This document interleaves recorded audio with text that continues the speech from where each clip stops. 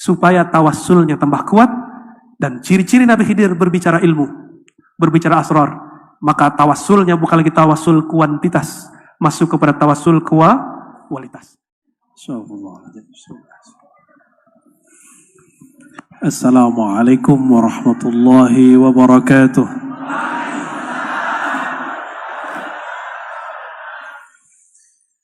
Alhamdulilladzi amarna bidzikri. Ashhadu an la ilaha illallah wa ashhadu anna Muhammadan abduhu wa rasuluh.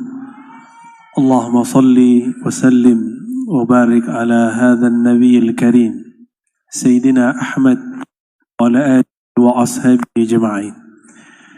Amma ba'du, puji syukur kepada Allah Subhanahu wa taala yang menakdirkan kami malam yang berkah ini hadir di tempat kita semua. Dan syukur kita tidak sah jika kita tidak berterima kasih kepada Rasulullah sallallahu alaihi wasallam. Maka kita katakan jazakallahu anka ya Rasulullah. Ibu Rektor yang saya hormati, Sohibul Bait, luar biasa, Ketua Muslimat plus Rektor, itu termasuk aneh tapi unik. Semua pimpinan NU yang saya cintai, Ketua Syura, FIS, Ketua MUI, Sulsel, begitu juga Kota Makassar, ternyata beliau masih saudaraan, satunya mursyid. Begitu juga kepada Kepala Kanwil Kantor Kementerian Agama, dan semua masyayikh, semua kiai, semua tuan guru, mohon maaf jika ada salah adab dari kami. Ini baru kali awal datang di Makassar.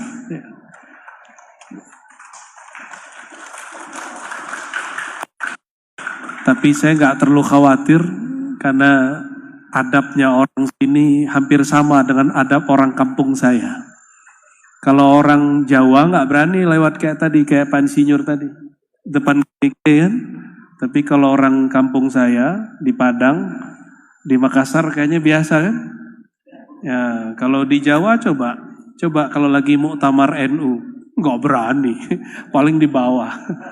Ya, hatta kita di kampus mahasiswa mau ke depan jongkok, kita yang suruh berdiri baru dia berdiri. Tapi itu khas NU sini, nggak usah dijawakan, ya.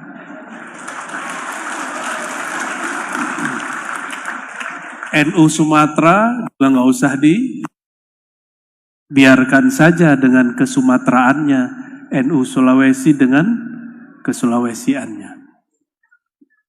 Tapi jangan kaget nanti kalau ke Pulau Jawa, orang Jawa luar biasa. Mereka ketika berhadapan dengan guru mursyid, apalagi kiai-kiai para ketua. Katanya Nusantara ya Pak Kiai. Kalau Nusantara ini bagian dari adab Nusantara. Maka orang Jawa kalau masuk ke Sulawesi nggak boleh makan hati. Kenapa nggak boleh makan hati? Ya adabnya jangan disamakan. Apalagi kalau nada orang sini lain ya. Bahasa Indonesianya unik sekali ya. Tapi saya senang ya, alhamdulillah. Selamat kepada kita semua yang berahlus sunnah an-nahdiyah. Karena sekarang banyak yang aku ahlus sunnah. Maka perlu ditambahkan nisbat an-nahdiyah. Meskipun sebenarnya kata ahlus sunnah cukup menandakan bahwa kita ini akidahnya ahlus sunnah dengan manhaj Imam Abu Hasan al-Asy'ari al-Maturidi. Alhamdulillah saya pernah ziarah ke Imam al-Maturidi. Kita pakailah tradisi kita di sini, baca Yasin. Masya Allah. Saya bersaksi kepada Allah, itulah baca Yasin ternikmat selama saya hidup. Baca Yasin di makbarahnya, Sayyidina Syekh Abu Mansur Al-Maturidi. Beliau wafat tahun 333 Hijriah. Tapi separuh hidupnya di zaman salafus saleh. Dan kita setia kepada akidah mereka. Karena akidah mereka lah yang teruji, terhubung kepada baginda Nabi Muhammad sallallahu alaihi wasallam. Dalam ijma'nya ulama tasawuf itu ada ijma' wusulul abdi ilallah, syartu wusulil abdi ilallah, syarat usul seorang hamba kepada Allah adalah al-i'tiqad as-sahih, akidah yang sahih. Itu sebabnya di dalam kitab Imam Abu Mansur Al-Baghdadi, beliau mengatakan ketika ada orang menyebut Sufi Mu'tazili, beliau tolak itu. Apa katanya? Tidaklah bercampur akidah yang batil dengan hati yang jernih. Itu ungkapan beliau, ya. Dan kita bersyukur, jadi ternyata berahlus sunnah tidak cukup hanya berakidah. Ahlus sunnah Imam Asy'ari mesti ada penerapannya secara zahir dengan mazhab, dan kita memilih 4 mazhab walaupun prakteknya di NU cuma 1. Bener ya? Coba tes subuh gak kunut, bisa-bisa ulang sholat subuh. Padahal di 3 mazhab tidak berkunut tidak masalah. Cuma itulah secara praktis, secara tatbik dan amali, kita ahlus sunnah di Indonesia bersyafi'i. Dan yang paling mahal ada yang nomor 3. Ahlus sunnah kita dulu Hadratus Syekh Hashim Asy'ari, yang nama saya tafaulan diambil dari nama beliau. Beliau itu mengatakan dalam risalah Ahlus Sunnah bahwa Ahlus Sunnah itu 3. Akidah Asy'ari, mazhab yang 4, yang ketiga bertasawuf. 2016 ulama Al-Azhar buat ijtima di Chechnya, hasilnya sama. Lebih dahulu Hadratus Syekh Hashim Asy'ari. Ini tanda bahwa pendiri bangsa-bangsa kita ini adalah tokoh-tokoh yang visioner. Tapi sebenarnya NU ini kan cuma kendaraan, benar nggak? Ya, bukan tujuan. Ini alat, bukan maksud. Karena dia alat, dia mesti ada reformasi ataupun revisi di dalamnya. Harus ada tajdid di dalamnya. Melihat sudah banyak tajdidnya. Tapi yang tidak boleh ditajdid yang 3 tadi. Itu nggak boleh ditajdid. Ini ditajdid batal. Karena ahlu sunnah, fiqih, tasawuf itu maksud. Itu maksud kita. Ini cuma kendaraan. Jika kendaraannya sudah melenceng, maka harus dikembalikan ke usulnya. Dan saya yakin, karena ini keluarga besar, biasanya keluarga besar kan saudaraannya, Ibu ya. Kalau saudaraan biasanya tengkar gak? Ya, rebutan mainan gak? Punya anak nggak Bu? Punya anak gak Ustaz? Ada. Ustaz ya, bukan Ustaz. Saya namanya Ar-Razi, jadi Rosi di sini. Yang bisa ngebut itu ya. Kalau anak kita laki-laki 3, umurnya nggak berjauhan, 1 dapat mainan, rebutan nggak? Rebutan. Itu sebabnya di NU itu banyak yang rebutan. Alhamdulillah, tanda mereka banyak ya. Dan itu tidak masalah. Makanya ayatnya turun. Fa'aslihu baina akhawaikum. Maka islahlah saudaramu. Bukan disatukan, tapi diislah. Disatukan sulit. Gimana mau nyatukan? Di NU ada jam'iyah thariqah. Thariqahnya ada 40, benar gak? Gak boleh kita maksa orang satu thariqah. Gak bisa. Hatta di mazhab Syafi'i itu ada beberapa furu'-furu' yang berlainan. Bapak Ibu, para masyayikh, jamaah yang dimuliakan Allah, tema kita tentang zikir. Saya pun baru tahu barusan, 10 menit sebelum sampai. Jadi mendadak ini Bu Rektor ya. Maka ketika saya lihat ini para kiai semua ini, masa saya ceramah di hadapan para kiai ini? Tidak mungkin ya. Maka ini bukan tazkirah untuk beliau-beliau, tapi tazkirah li walil muridin, bukan lil masyayikh ya. Ini tazkirah untuk saya dan bagi para murid, bukan untuk para kiai. Kiai insyaallah merestui, insyaallah. Maaf ya, baru dapat hadiah pagi tadi. Bangun tidur hidungnya sudah kesumbat. Zikir dan istighosah ini salah satu amalan yang dibenci oleh orang-orang yang membid'ahkan gerakan kita. Benar gak? Apa itu istighosah ya gak? Nabi gak pernah istighosah ya? Yang lucunya, mereka buat satu istilah namanya sunnah tarkiyah. Pernah dengar sunnah tarkiyah? Kalau Nabi meninggalkan, kita juga tinggalkan. Nabi gak melakukan, kita juga gak lakukan. Saya candailah keanuan itu, ya. Nabi pernah makan coto Makassar gak? Karena ada juga ustadz dari Makassar sini minum itu baulnya onta, tahu?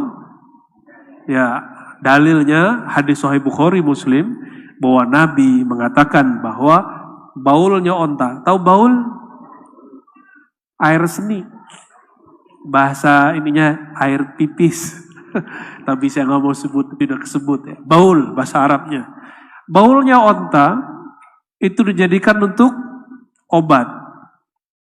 Akhirnya salah satu ustadz ini sebelum pandemi umroh dia minum air seninya Nah, inilah akibat membaca hadis tapi tidak belajar mazhab dengan baik.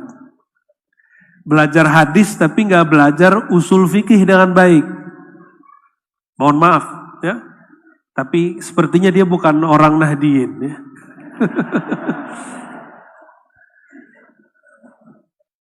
Di hadis itu ada asbabul wurud. Apa asbabul wurudnya? Ada orang datang kepada Rasulullah SAW, mereka sakit, mu'alaf. Dilihat sakitnya, kalau kita sebut hari ini sakit kuning. Maka diberilah terapi. Bi albaniha wa abwaliha. Minum air susu dan air seninya onta. Maka minumlah. Beberapa hari sembuh.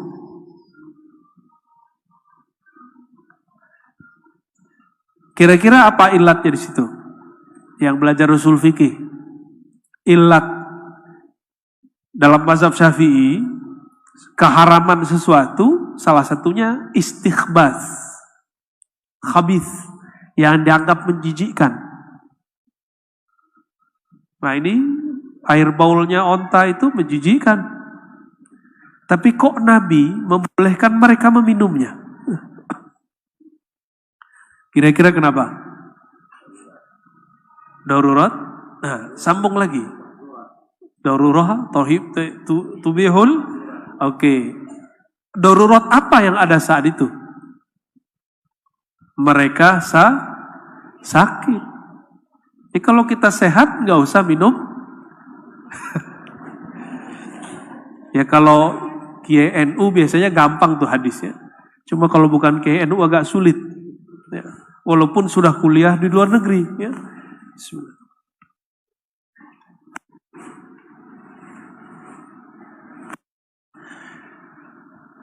Nah, sunnah tarkiyah itu Nabi kalau tidak melakukan, maka kita nggak lakukan. Bercanda juga lah seorang kawan.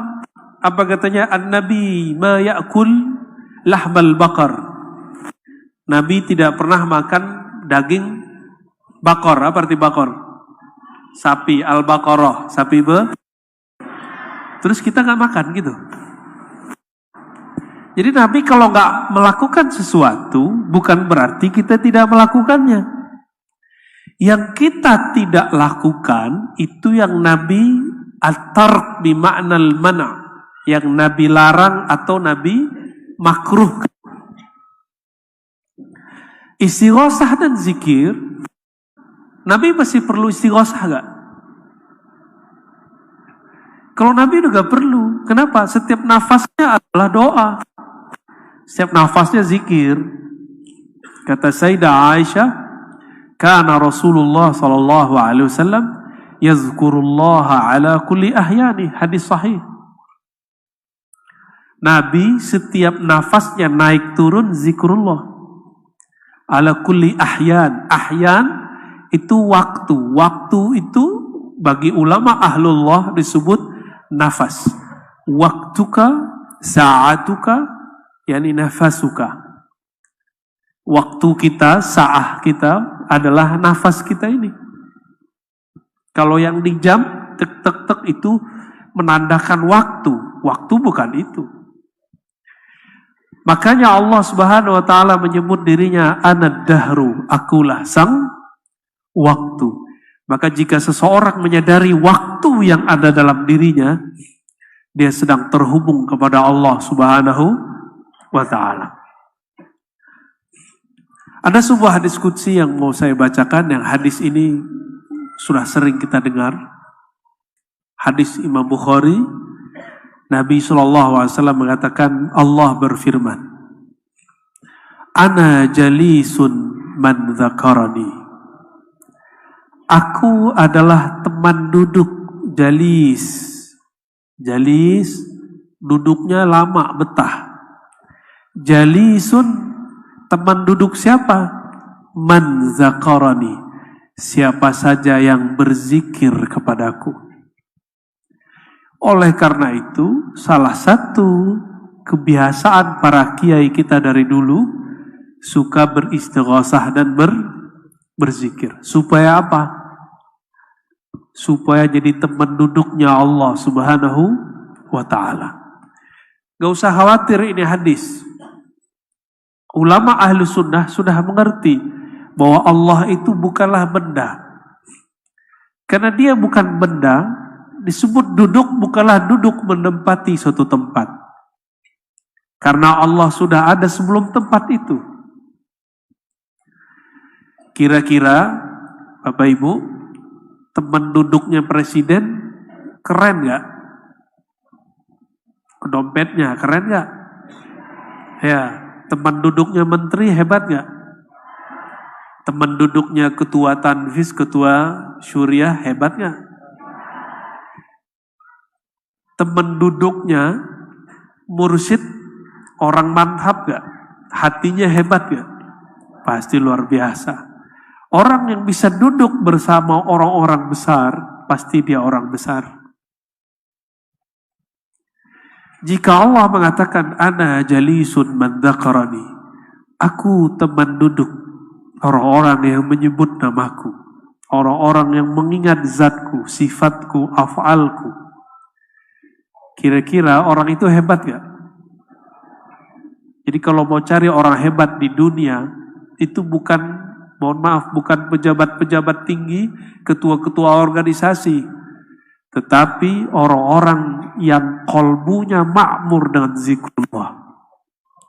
Itulah yang kita cari. Orang-orang seperti itulah yang mesti diziarahi. Kita sowan setiap ada waktu kepada beliau. Kenapa? Jika mereka adalah teman duduknya Allah, kalau kita sesekali ketemu mereka, apa yang akan kita rasakan? Kita akan melihat nurullah di situ. Itu yang dikatakan Nabi Shallallahu Alaihi Wasallam ketika ditanya, Man awliyaullah, siapakah wali-wali Allah, kekasih Allah? Apa jawaban baginda Rasulullah SAW? Man idza ru'u dzukirallah. Orang yang jika dilihat, dipandang, membuat orang yang memandangnya ingat Allah Subhanahu wa taala. Maaf, boleh kipas anginnya diarahin dikit.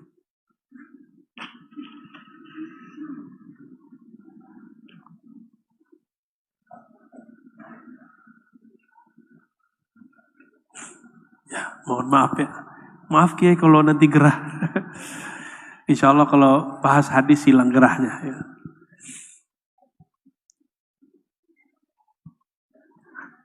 Kedekatan kepada Allah tadi, nah, kita lihat kalau ada seorang kiai, ada orang-orang dekat kepadanya. Ada ring satunya, ring duanya, benar gak? Nah, kedekatan kepada Allah tergantung kita zikirnya zikir apa.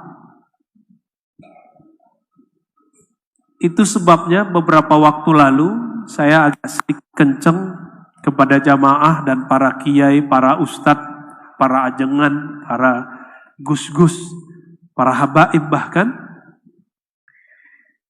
Kalau solawat, harus beda solawat kita sama solawat onta, masih ingat gak? Itu bukan ngejek orang solawatan, enggak.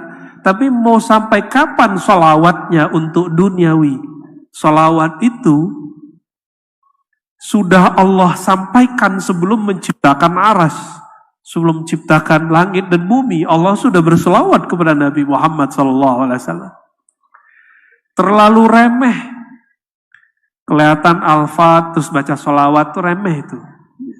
Ya, solawatin aja gitu boleh, tapi remeh itu. Tapi boleh nggak? Boleh, cuma remeh. Buka warung, sholawatin, itu remeh. Tapi boleh. Kalau yang mas-mas jomblo ini, supaya gak jomblo, sholawat. Wah, berarti sholawat jadi pelet Kiai. Gimana hukumnya tuh Kiai? Sholawat untuk melet tuh gimana ceritanya Kiai? Nanti ada sholawat peletiah nanti ya. Ijazahnya gak tahu dari siapa tuh. Boleh, boleh. Tapi kalau kita betul ahlus sunnah nahdiyah, bertasawuf Imam Ghazali, dengan torikot-torikot yang sahihah mu'tabarah, maka kita mesti membedah satu kitab yang judulnya Hikam, yang tadi sudah dibaca oleh ketua kita, yang menyebutkan bahwa ada 3 tingkatan orang dalam bersolawat. Yang pertama, solawat awam. Solawat awam mau onta ini hampir sama. Beda-beda tipis. Beda-beda tipis. Beda hajat. Hajatnya orang awam apa, hajatnya onta apa, tapi sama. Onta datang kepada Rasulullah ngadunya apa? Apa yang dikadukan onta kepada Rasulullah Sallallahu Alaihi Wasallam? Lapar Rasulullah. Tuh, antum jangan mengadukan itu kepada Rasulullah Sallallahu Alaihi Wasallam. Kalau datang kepada beliau, kadukan yang lebih besar. Ya Rasulullah, nanti di akhirat aku bisa dijamin gak lapar gitu. Itu baru benar. Kalau di dunia, apa kata beliau? Kata Imam Nawawi, arih nafsaka minat tadbir. Rehatkan dirimu dari memikirkan yang sudah Allah tadbir. Tadbir itu Allah sudah atur. Allah sudah jamin rezekinya. Sebelum kita hadir di bumi, Allah sudah tentukan belum rezekinya. Lalu untuk apa zikir dan usaha, doa dan usaha? Doa itu tanda hamba, usaha itu tanda ada kasab, 2 aja. Apa arti kasab? Usaha. La yukallifullahu nafsan illa wus'aha. Ayat lain, laha ma kasabat. Ya. Kata Sayyidina Ali, ar-rizku imma talibun wa imma matlubun. Kita itu terhadap rezeki 2 aja. Ada pemburu rezeki, ada yang diburu rezeki. Kalau kiai-kiai ini sepertinya sudah diburu rezeki ini ya. Benar Pak Kiai? Kalau yang depan saya kayaknya masih abu-abu ini. Ada iya, ada enggak, banyak enggaknya.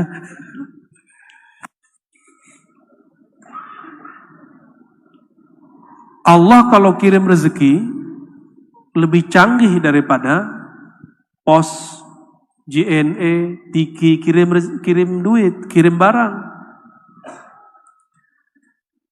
Kalau lembaga-lembaga tadi itu tidak pernah salah kirim, hampir jarang salah kirim. Masa Allah salah kirim? Mungkin enggak? Kalau orang paham ini, ustadz tidak akan hasad kepada ustadz yang lain. Kiai tidak akan iri kepada kiai yang lain.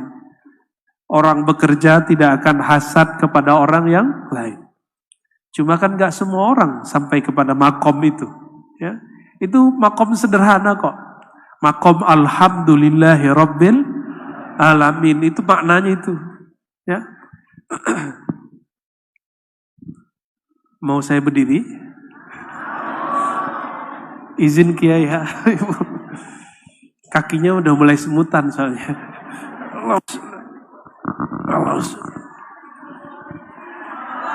Allah. Baru kelihatan yang di pojok ya. Aslinya kaki saya semutan, bukan pengen lihat yang di pojok. Jika disebutkan ana jalisun aku teman duduk, teman nongkrong, teman ngobrol, orang yang menyebut-nyebut namaku, maka ada tingkatan orang yang dekat kepada Allah. Ya. Kalau tadi cuma nyebut-nyebut, nyebut itu gimana? Ya Allah, ya Allah, ya Allah, itu nyebut namanya. Ya. Ada orang yang nyebut-nyebut nama Ibu Rektor. Ada orang di dalam kantor barengan sama Bu Rektor. Tinggian mana makomnya? Di luar sebut-sebut Bu Rektor, Bu Rektor, Bu Rektor, Bu Rektor, Bu Rektor. Tapi di dalam kantor ada orang ngobrol. Kalau sudah ketemu, mungkin gak sebut-sebut nama Bu Rektor. Bu Rektor nanti nanya, kamu ada apa mas? Ada apa? Kesem-sem sama aku gitu. Jadi ternyata makom nyebut-nyebut itu makom pertama. Supaya hati ini terbiasa kepada yang punya nama. Ya. Ini ada yang muda-muda gak sih? Oh ada. Kalau yang muda-muda nih, kalau yang tua-tua saya udah paham. Pernah jatuh cinta gak yang jomblo-jomblo ini? Ya. Kalau jatuh cinta, ada mbak-mbak juga ya. Kalau jatuh cinta sama seseorang, cari-cari nama dia nggak di Google, di Facebook, Instagram, tuh kan, cari-cari nama dia. Maka pertama kali kita membangun hubungan kepada Allah itu cari-cari nama di Google Kolbu. Jadi harus dibanyak-banyakin di sini. Harus dibanyak-banyakin. Coba nih, ini yang jomblo nih, yang ada, itu apa tuh? Lambang apa tuh? PMI. Oh, lambang PMI. Ente anggotanya. Kayaknya wajahnya masih wajah-wajah SMA. Tapi ternyata udah mahasiswa ya. Ya, ngaku jomblo, orang-orang masih percaya nih ya. Kalau ente suka sama yang ono, nyari-nyari nggak di Google? Enggak, emang nggak ada di Google. Adanya di mana? Di Instagram ya. Nyarinya di mana? Di Instagram. Berarti ada cara berkomunikasi. Instagram, Facebook itu disebut thoriqoh. Cara membangun komunikasi kepada Allah Subhanahu wa taala itulah thoriqoh. Ya. Jadi kalau anak muda thoriqohnya ada Instagramia, ada yang baru-baru nih TikTok gitu ya. Pak Kiai tahu TikTok apa Kiai? Pak Kiai tahu TikTok tuh ambil rotan, palamu sini TikTok tuh baru tahu ya. Itu bid'ah semua Pak Kiai. Nabi nggak pernah main TikTok.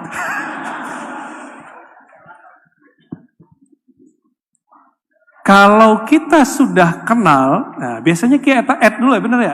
Di add dulu sama, di kolbu itu modelnya sama. Itu sistem yang dikatakan oleh Imam Ibn Arabi qaddasallahu sirrahu dulu jauh-jauh hari, yang wafat tahun 638 Hijriah. Apa kata beliau?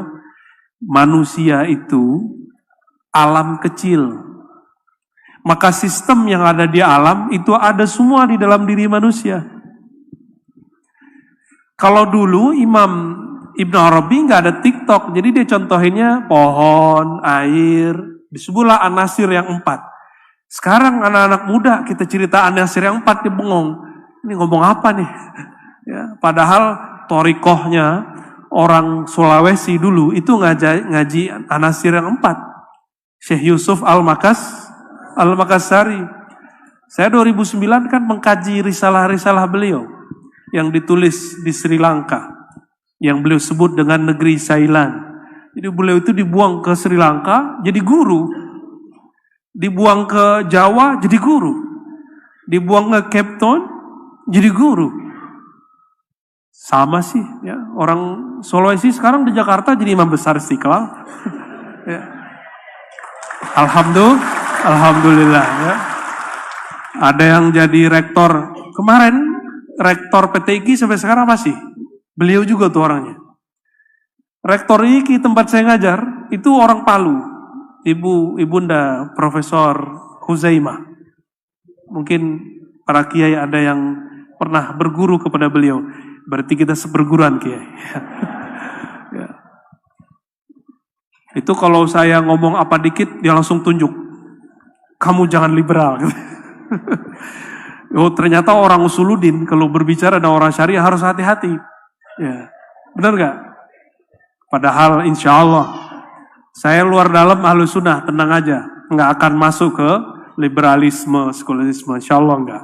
Ya, ngaji akidah dari kecil sampai hari ini. Jadi kalau ada orang pura-pura Ahlus Sunnah pun kita tahu insya Allah. Ya, ada orang takiyah insya Allah ngerti. Nggak usah ngomong, lihat muka aja udah tahu. Ya. Orang yang mengatakan Tuhan di atas tuh paling gampang tahunya. Kelihatan di wajahnya tuh. Serius. Orang kerjanya dulu debat terus. Tapi emang begitu, gak boleh keras. Mereka tuh lagi mencari Tuhan. Ana jalisun man dzakarani. Maka kedekatan pertama yaitu zakara ismi, menyebut-nyebut namaku, menyebut-nyebut nama. Saya, nama kecil saya, ujung namanya Mbah Hashim Ash'ari, nama kecil saya Ari. Waktu ke suatu tempat, itu orang manggil Arazi, saya nggak noleh. Kali ada Arazi di belakangku, jalan aja. Pas rame-rame, orang manggil Arazi. Wah, kayaknya mah kita assalamualaikum. Ada satu nongol panggil Ari. Saya lihat ini orang kok kayak kenal. Kami sudah tidak jumpa bertahun-tahun. Dulu kecil. Langsung saya ambil, saya bawa ke dalam. Terobos kayak tadi itu, ya. Banser kita terobos aja. Enggak mau masuk dalam. Kira-kira seperti itu. Apa rahasianya? Jadi menyebut nama itu ada nama yang umum, ada nama yang khas. Itu ke makhluk. Paham gak maksudnya? Itu yang disebut al-ismul a'zam. Ada nama-nama yang di sisi Allah yang nama spesial. Disebut al-ismul a'zam. A'zam itu agung. Jika Allah dipanggil, semua orang manggil ya Allah, ya Allah, ya Allah. Orang manggil semua. Tapi jika dia dipanggil dengan nama a'zam, Allah akan langsung nanya, kamu mau apa? Gitu. Ya abdi, wahai hambaku, apa yang kau mau? Tapi kalau si hambanya bijak mengatakan, ya Rabb, sebelum aku ada, engkau sudah tahu. Anta alim, qabla wujudi. Tapi kalau enggak paham, apa yang terjadi? Si hamba su'ul adab kepada Allah. Si hamba memberitahu hajatnya kepada Allah. Seakan-akan Allah belum tahu hajatnya. Lalu dia beritahu. Su'ul adab enggak? Nah itu suul adab orang baca doa. Dia mengira doanya memberitahu Allah. Doa kita tidak pernah memberitahu Allah. Allah sudah tahu, belum berkalam Allah sudah tahu. Maka berdoa bukan memberitahu.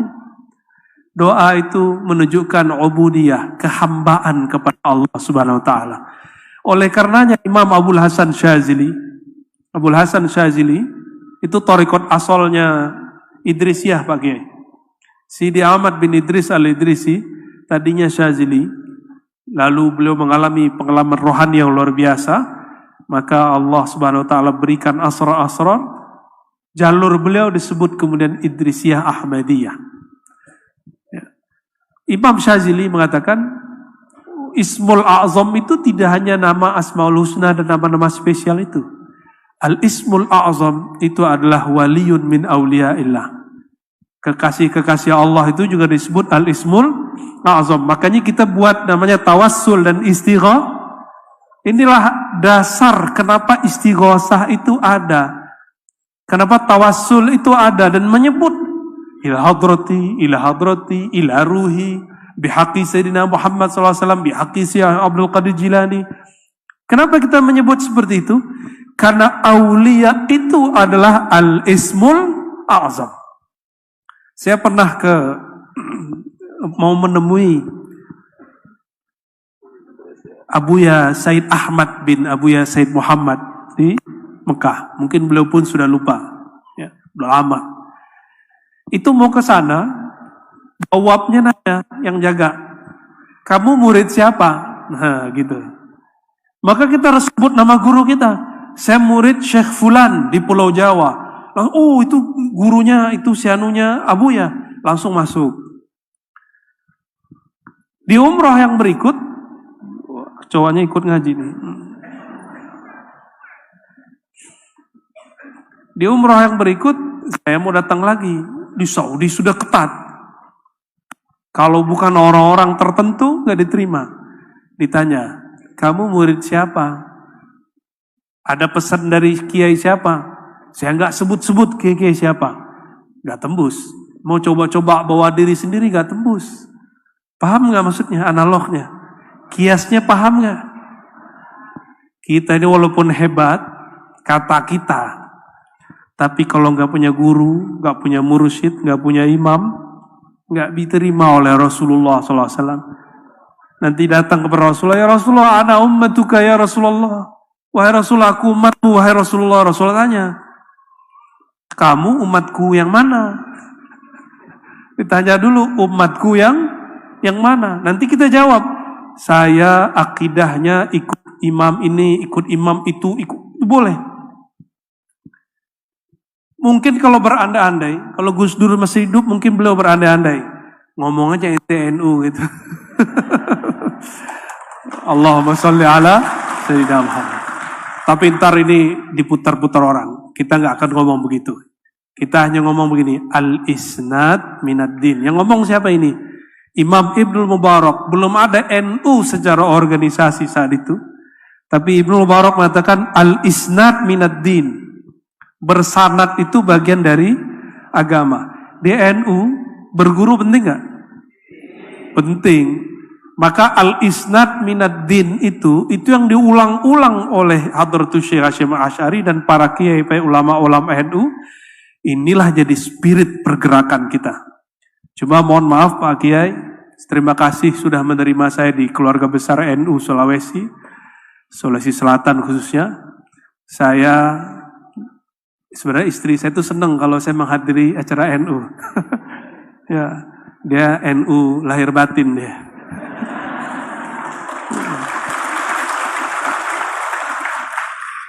Tapi kalau saya minta istisyarah kepada kiai-kiai, udah kamu didakwah aja, dakwah ahli sunnah, tidak usah masuk organisasi.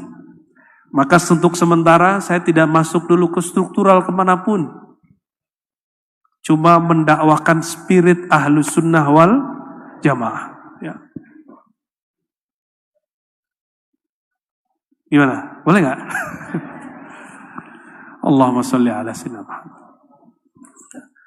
Jadi apabila kita memanggil dengan nama yang spesial, Allah akan menoleh dengan tolehan iltifat yang khas, dengan menoleh yang spesial. Itulah rahasia kenapa ada kiai-kiai tertentu yang Allah beri sir di kolbunya. Maka sir di kolbu seorang syekh, kiai, tergantung nama apa yang dia ulang-ulang di kolbunya. Saya punya guru, dia hanya ulang-ulang basmalah. Bismillah, bismillah, bismillah aja, mau ngapain bismillah. Dan kita melihat dia fana fi asma'illah. Dia fana asik dalam nama Allah Subhanahu wa ta'ala. Ada yang lebih tinggi lagi. Ya.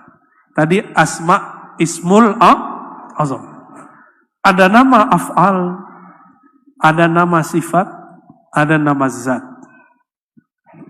Maka kedekatan orang kepada Allah ketika Allah mengatakan ana jalisun man dzakarani, aku teman duduk yang menyebut namaku, yang mengingat aku. Di situ disebutkan zakarani, mengingat aku. Aku yang mana yang dia ingat? Aku namaku, perbuatanku, sifatku, atau zatku. Yang mengingat Allah, zatnya, sifatnya, itu ring satunya Allah itu. Itulah para anbiya dan aulia. Kita kalau belum sampai di sana, minimal mengingat yang dua level ini, nama dan af'al. Ingat nama Allah, ingat perbuatan-perbuatan Allah. Pasti hafal ayat ini. Ya Bani Israel dzkuru ni'mati allati an'amtu alaikum. Wahai Bani Israel, ingatlah. Apa yang perlu diingat? Nikmatku kepada kamu. Nikmat Allah itu fi'lullah, perbuatan Allah. Cuma orang mengingat nikmat Allah itu ada dua. Ada yang mengingat nikmatnya, ada yang mengingat pemberi nikmat. Nah, ini beda lagi. Kalau yang ingat nikmat, gaji naik, dia bersyukur kepada Allah. Kalau gajinya tersendat, ngomong, saya udah sholat 5 waktu, udah istighosah, kurang apa lagi ya Allah? Gitu ya. Kalau ada orang-orang nahdiyin begitu, saya meragukan kenahdiinnya, ya. Berarti dia nggak ngaji hikam, dia nggak ngaji tasawuf. Bani Israel hanya ingat Allah perbuatannya, pemberiannya, tidak ingat sang pemberi. Sama dengan hubungan suami dan istri. Kalau hubungan mereka hanya hubungan memberi, kalau nafkah besar, istri senang. Kalau nafkahnya sedikit, istri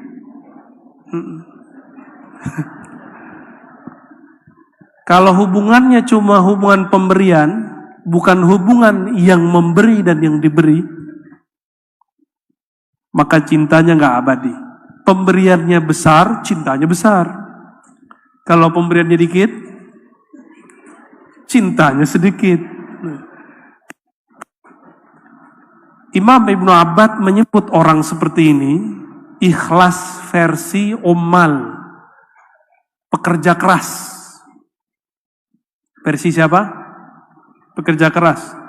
Bahkan kalau kita sebut, mohon maaf, ikhlas karyawan. Ummal itu bisa diartikan karyawan juga. Orang pekerja, mohon maaf, jangan, boleh jadi pegawai, boleh jadi karyawan, tapi mental jangan karyawan dan pegawai. Kalau mental pegawai, gaji 13 baru semangat, bener. Kalau gaji 13 gak ada, tapi orang NU mah gak perlu gaji 13 ya. Tanya aja Pak Kiai. Bulan Maulid itu gaji 13 tuh. Allahumma sholli ala Muhammad. Ana jalisun man dzakarani.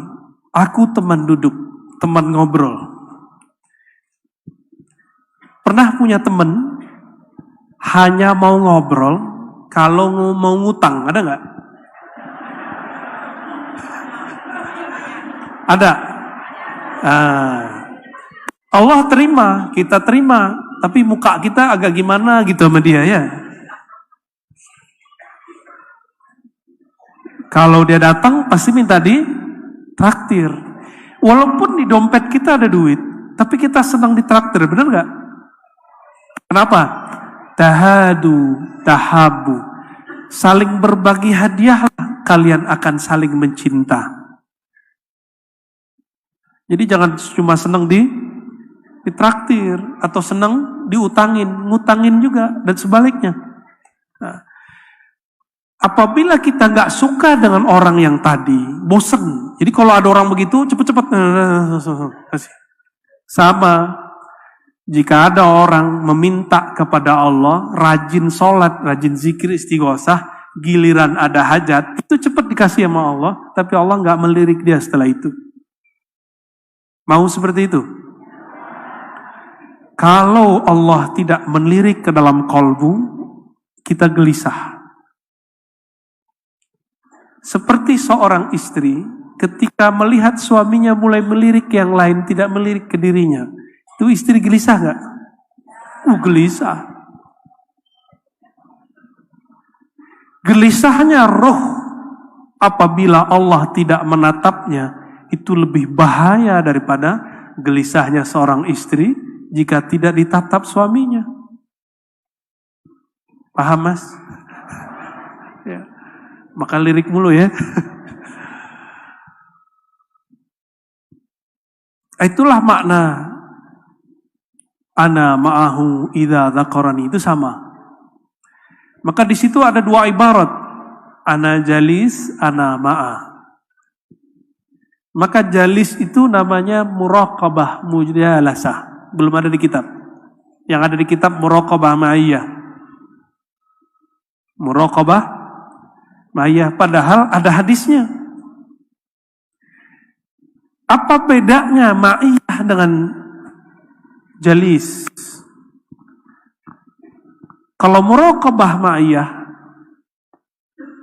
merasa dibersamai Allah. Kalau jalis, ngobrol, lebih dekat. Jalisun man dzakarani, diajak ngobrol sama Allah. Saya mau tanya, kalau ngobrol sama, kalau misalnya sering berangkat pakai sopir driver Grab, itu obrolannya apa? Obrolannya macet, ya nggak? Ternyata macetnya sama dengan Jakarta. Ya, mungkin karena ada perbaikan jalan ya, semoga cepat selesai, amin. Ya. Kalau kita ketemu sama drivernya taksi, ngomongnya sama.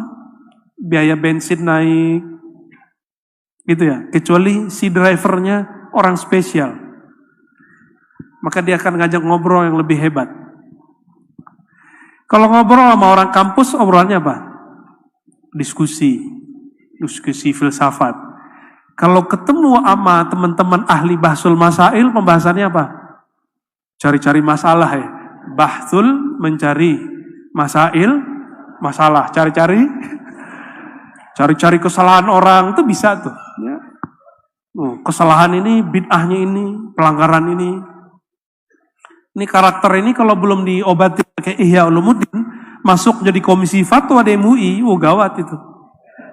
Serius, tanya kepada para kiai kita ini ya. Gawat itu kalau karakter bahsul masail belum dimandikan dengan hikmahnya Ihya Ulumuddin. Wajib. Jadi siapapun yang belajar bahsul masail, coba cari guru mengaji Ihya Ulumuddin. Kalau menurut saya itu wajib. Karena manhaj kita bertasawuf Imam Ghazali. Biar tidak mengulangi kesalahan Imam Ghazali. Imam Ghazali sekali debat 300 orang bisa terdiam.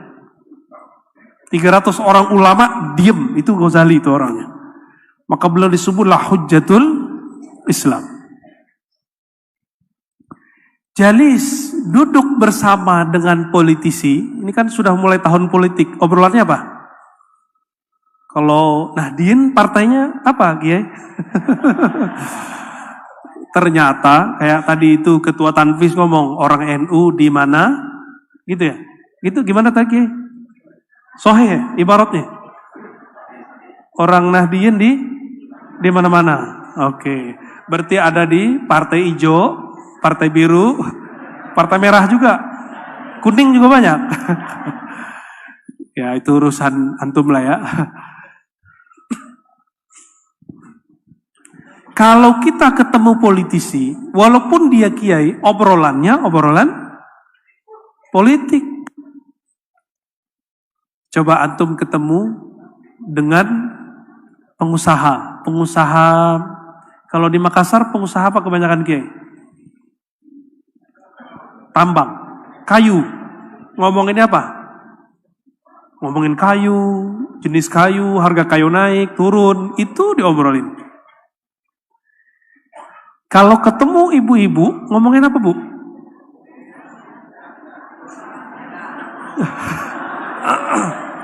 Ngomongin bedak ya. Jilbab gitu ya. Tas yang dibawa gitu ya. Kalau ketemu orang yang dia duduk bersama Allah, apa yang dibicarain? Pasti dia ngomongin Allah. Kalau orang yang diajak berteman oleh Allah, jalis, teman duduknya Allah, teman ngobrolnya Allah, kira-kira obrolannya apa? Kalau makiai ilmu, sama santri tadi basul masail, mau politisi ilmu politik, sama pengusaha ilmu usaha. Kalau ketemu dengan orang-orang yang duduknya bersama Allah, ilmu yang dibicarakan pasti ilmu ma'rifatullah. Pasti itu. Saya menandakan pergerakan saya di dalam dakwah Ahlussunnah itu, awal-awal sukanya ngaji hadis, karena 15 tahun khidmah hadis. Khataman kitab hadis. Hobinya apa? Ngomongin kesalahan ulama aswaja di Indonesia terhadap hadis. Tuh, hubungan saya tuh. Jadi setiap kali ngeliat, masa kiai salah nyebutin hadis? Masa kiai pakai hadis palsu? Begitu terus. 5 tahun sedang akidah. 5 tahun lagi tuh. 5 tahun berikut senangnya ilmu tasawuf. Kenapa saya begitu? Tergantung teman ngobrol saya siapa. Kiai yang saya temui siapa. Nah sekarang ini yang senang saya temuin dimanapun, kiai-kiai yang ngomong tasawuf. Di mana aja. Mau ke Jawa, mau ke Banjar, mau kemanapun ke Sumatera, yang saya cari itu kiai yang ngomongin tasawuf. Ternyata lebih adem. Bener gak? Sholat pakai mazhab fikih, tapi gak ada tasawuf. Nikmat gak sholatnya? Gak nikmat. Jadi yang sholatnya belum khusyuk, belajar tasawuf. Yang zikirnya masih pikiran kemana-mana, belajar tasawuf. Nanti gila. Loh gak ada orang belajar tasawuf gila. Ini coba lihat saya, gila gak? Ada gak orang gila dokter? Ada gak? Gak ada kan? Gak ada. Orang belajar tasawuf itu menjadi jalis Allah. Teman duduknya Allah. Allah itu paling narsis. Hanya dia yang boleh narsis. Hanya dia yang boleh membicarakan dirinya. Hanya dia yang boleh muji-muji dirinya. Hanya dia yang boleh ngasih namanya sebagus-bagus mungkin. Maka jika ada orang duduk bersama Allah, ilmu yang didapat orang ini salah satunya ilmu tentang rahasia nama-nama Allah. Pasti itu yang didapat. Maka kalau kita duduk bersama kiai-kiai, mursyid-mursyid, syekh-syekh yang belajar ilmu zikir, pasti obrolannya cuma zikir. Nah, tapi ini juga ada dua jenis. Ada zikir kuantitas, ada zikir kualitas. Zikir kuantitas itu targeting, itu masa riyadhah, disebut muridin. Kata Syekh Abdul Qadir Jilani, ini orang punya tahapan-tahapan zikir. Pagi, sore, malam, pagi, sore, malam. Sampai tidak ada lagi waktunya. Walaupun dia sedang ngajar, sedang kerja, sedang usaha, kalbunya tetap berzikir kepada Allah SWT. Jika sudah begitu, Allah akan angkat dia menjadi namanya murad. Apa arti murad? Tadi dia sebut nama Allah, sekarang Allah yang sebut-sebut nama dia. Tadi dia mengejar jalan menuju Allah, sekarang Allah yang menjawabnya. Itu yang disebut siapa yang datang kepadaku masyan, berjalan, ataituhu harwalan. Aku datang kepadanya harwalah, lebih cepat. Oleh karena itu saya nggak percaya ada zikir yang berat, yang ada malas yang berat. Sepakat? Istighosah malas nggak? Jangan malas.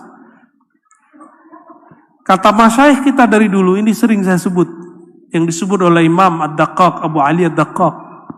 Zikrullah silahul muridin. Zikrullah itu senjatanya para murid, para santri.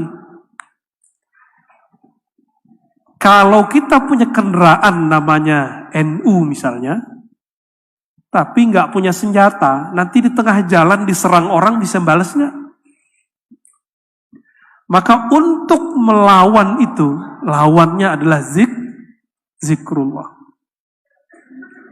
Maka wajib, bukan lagi sunnah. Secara hukum fikih ya, tapi dalam pergerakan, dahulu masa kita kalah sama orang pergerakan lain? Di pergerakan lain itu ada maksurat. Ditulis oleh Al-Hasan Al-Banna. Hasan Al-Banna berthariqah Syaziliyah. Kalau di sini kita sebut thariqah Mu'tabarah. Kalau mereka punya zikir pagi sore, maka kita punya juga zikir pagi sore harusnya. Bahkan lebih dari pagi sore. Juga zikir ba'da sholat. Jadi sebenarnya orang-orang NU nggak perlu lagi zikir-zikir simbolis. Karena ba'da sholat zikirnya udah panjang, benar ya? Jadi zikir ba'da sholat itu yang kita olah lebih panjang. Nah, Bapak Ibu yang melakukan Allah, maka kita ini sepenting apakah di sisi Allah? Yaitu sepenting apakah Allah dalam kolbu kita. Jadi mulailah malam ini berzikir tidak lagi simbolis, tapi sudah ada latihannya, sudah ada zaman zikir kualitas. Nah, zikir kualitas itu tidak mungkin diperoleh kecuali belajar ma'rifatullah. Ya, awwaluddin ma'rifatullah, benar nggak? Syekh Abdul Rauf As-Singkili itu temannya Syekh Yusuf Al-Makassari. Beliau sama-sama ngaji di Aceh, lalu berangkat ke Madinah. Thariqahnya ada yang sama, ada yang beda. Syekh Yusuf, beliau juga berqadiriyah, berkhalwatiyah. Sedangkan Syekh Abdul Rauf, thariqahnya qadiriyah dan khalwa dan syatariyah. Berarti miripnya mereka di mana? Di qadiriyahnya. Itu beliau nulis kitab, ya, yang kemudian menjadi buku wajib bagi para murid, dan menyebutkan dari kitabnya tentang thariqat Imam Kushashi, awwalu ma yajibu 'alal murid ma'rifatullah. Yang pertama yang wajib dipelajari seorang murid supaya zikirnya tidak lagi sekedar menghitung, tapi lebih daripada sekedar menghitung, mulai memahami yang punya nama. Gimana caranya? Ma'rifatullah. Kenal nama yang disebut. Itu sebabnya saya menghimbau diri saya sendiri dan para masyayikh, para kiai, ayo kita hidupkan kajian-kajian syarah Al-Asma'ul Husna. Ya, kebetulan kami secara online sudah buat kajian Asma'ul Husna. Dulu kita juga ada di Jakarta namanya Pondok Indah, tapi terbatas di ruang khusus. Kajian Al-Asma'ul Husna. Alhamdulillah pandemi jadi berhenti. Sampai sekarang belum sempat lagi mengulang. Terakhir yang mau saya sampaikan Bapak Ibu yang bukan Allah, apabila menyebut nama Allah dan kekasih-kekasih Allah disebut al-ismul a'zam, maka supaya kita kalau bertawassul itu ada rasa yang luar biasa, pelajari nama yang kita tawasuli. Biasanya kita tawassul nyebut nama siapa aja? Syekh Abdul Qadir Jilani. Siapa lagi? Nabi Khidir. Wah, itu ngeri kali itu. Ya. Nabi Khidir. Nabi Khidir masih ada nggak? Bener. Serius. Ada orang berani candaan ngejek Nabi Khidir itu ada sekarang. Ya. Ada yang berani memperolok Nabi Khidir, ngakunya aswaja. Saya meragukan keaswajaannya ya. Ya. Mungkin dia aswaja kali, bukan aswaja ya. Nabi Khidir hidup, itu ijma' ulama ahli tasawuf. Bukan lagi pendapat. Oh, ahli hadis beda, itu urusan mereka. Karena secara ilmu hadis, Nabi Khidir memang diperdebatkan. Ahli hadis, i'timad ilmunya apa? Hissi. Apa yang didengar, apa yang dilihat. Pakai indera. Kalau ahli zikir, ahli tasawuf, mereka pakai apa? Pakai kolbu, pakai roh. Maka kolbulah yang menentukan ini Khidir, ini bukan Khidir. Alaihi salatu wassalam. Jika kita bertawassul dengan seseorang, apalagi dia masih hidup, maka sesekali, sadar atau tidak, masyaikh, para kiai, kita kalau bertawassul ke beliau, kadang beliau hadir di tempat itu walaupun sebentar. Cuma ujiannya ketemu Nabi Khidir itu, kan biasanya ujiannya kalau kiai-kiai kita nyebutin masalah sedekah mulu. Itu satu ciri. Tapi yang paling berat itu kiai-kiai yang suka berjidal dengan kelompok-kelompok aliran yang dianggapnya menyimpang. Ujiannya apa? Jika Nabi Khidir nyamar jadi orang yang menyimpang. Itu paling berat. Ujian Nabi Musa apa? Beliau mengatakan, ana a'lam, saya paling ngerti, paling berilmu. Ujian beliau siapa? Orang yang punya ilmu lain. Maka berdasarkan ini ada kaidah sirriyah, kaidah sir yang dapat kita ambil. Ujiannya orang-orang yang pewaris para nabi ketika bertemu orang yang diberikan ilmu yang lain daripada dirinya. Itu dia. Jadi kalau ketemu yang begitu, hati-hati. Tidak boleh merendahkan. Ya, husnuzon kepada semua orang. Dan hindari mengatakan, oh di Makassar ini saya yang paling alim, itu hindari itu. Paling kalau ada yang ngomong yang paling sakti saya, waduh gawat ya. Tunggu ya. Biasanya langsung ada pelajaran habis itu. Kalau Allah masih sayang. Karena Allah sayang kepada Sayyidina Musa alaihissalam, Allah kemudian utuslah Nabi Khidir untuk ngajak orang yang paling alim ini ngobrol dengan yang alim dengan ilmu yang lain. Coba bayangin, Nabi Khidir melakukan hal-hal semua pantangan Nabi Musa. Maka itu kaidah yang kedua. Ujian Khidriyah itu, kita akan melihat amalan-amalan orang yang berlawanan dengan prinsip kita. Itu Khidriyah itu. Itu yang kita tawasulin itu. Ya. Oh, ada teman saya dapat salam aja udah seneng banget. Dapat salam aja udah seneng banget. Tapi merendahkan Nabi Khidir, ya, itu nggak benar. Ya. Dan salah satu sir para kiai NU dari masa ke masa yang saya tahu adalah muhadatsah khidiriyah.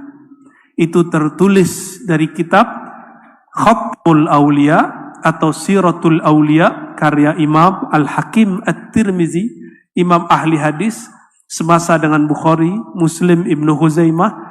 Apa kata beliau?